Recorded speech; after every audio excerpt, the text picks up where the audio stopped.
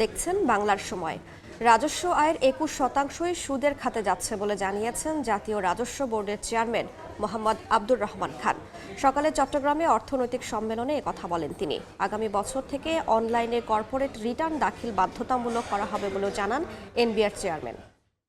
আমাদের সবচেয়ে বেশি খরচ হয় ঋণের সুদ, এবং এটা ক্রমাগত আরও বাড়বে। আমরা আইন করে বলেছি এখন থেকে আর আমাদের ন্যাশনাল বোর্ড অফ রেভিনিউ কোনো কর অব্যাহতি দেবে না। খরচগুলোও করতে হবে যৌক্তিকভাবে, যেখানে সবচেয়ে বেশি প্রয়োজন, অপ্রয়োজনীয় কোনো খরচ যেন না করি।